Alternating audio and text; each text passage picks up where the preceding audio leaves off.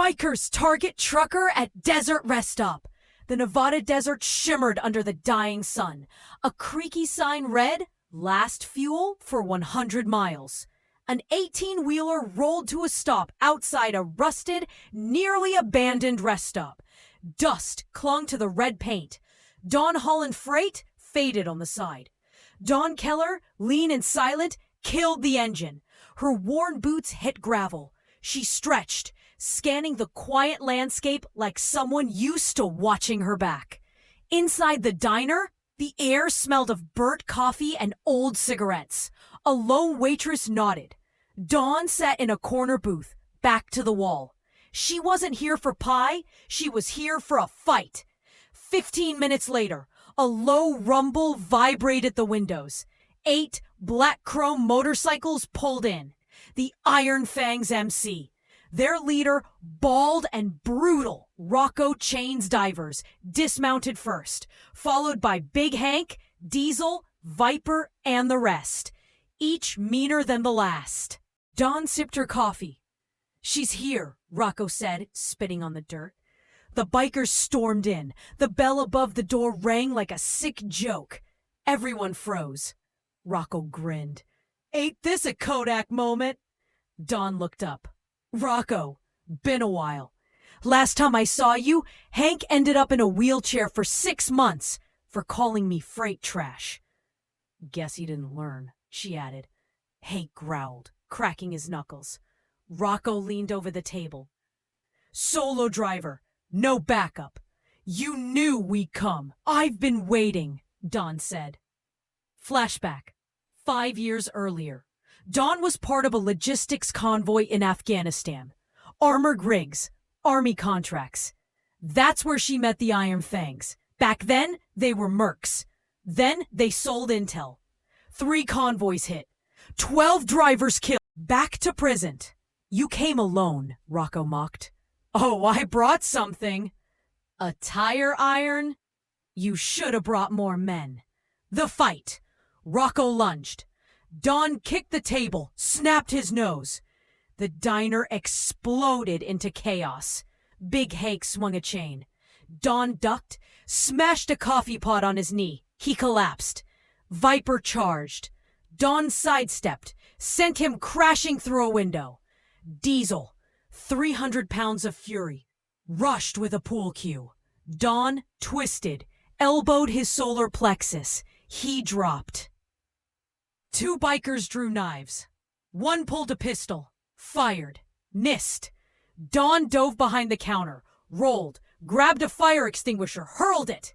It cracked the shooter's face. The rest fled outside. Dawn followed. "Rocco!" she shouted. He crawled to his bike, bleeding. "You and me. End it." He reached for a tire iron. Dawn dropped her jacket, scarred, muscular arms ready. He swung. She caught it midair, twisted, disarmed him, slammed it into his ribs, then kneed his jaw. He dropped. "You took 12 good people from me," she said. "Go to hell," he spat. "See you there." Aftermath, sheriff arrived 30 minutes later. Dawn was already heading toward the state line. Witnesses said, self-defense, gang attack. No deaths, just broken ribs and bruised pride. In her cab, she keyed the mic. Redbird delivery en route. Had a small delay. Trouble? Nothing I couldn't handle. Her rig vanished into the desert twilight. Later, 76 miles south, night fell fast. Dawn's rig cut through the black. "Redbird," the CB crackled, "you left 8 Iron Fangs in the dirt. You got someone on your 6. Bike. Been tailing since exit 19. Dawn narrowed her eyes. Rear view showed a faint headlight, just in range. "I see him. Want the sheriff?" "No. Let him come." Desert pull-off. Dawn veered off to a gravel road near a crumbling billboard. She stepped out, hand near her mounted tire iron. The bike approached. The rider dismounted. Not Rocco. Younger, late 20s, sleeveless vest. "Trey," he said. "I was at the diner." "Rocco's boy?" "Was. Not anymore." She said nothing. "I didn't come to fight," he added. I came to warn you. Inside the shed, he leaned on a drum. Don stood, arms crossed. Regrouping, Trey said. Those guys you dropped? Just half the chapter. Rocco's calling in the nomads, freelancers, real psychos. Why warn me? He hesitated. My sister was on that convoy you lost 5 years ago. She was just part-time, wanted to see the world. Dawn felt a punch to the gut. Name was Casey, blonde, wrist tattoo, said always forward. Dawn's voice cracked. She gave me her last water bottle, told me not to cry. I'm not like them, Trey said. I want to help. I want to make them pay. Back on the road, Dawn and Trey rolled out. Her in the rig, him trailing on the bike. She didn't fully trust him, but something in his.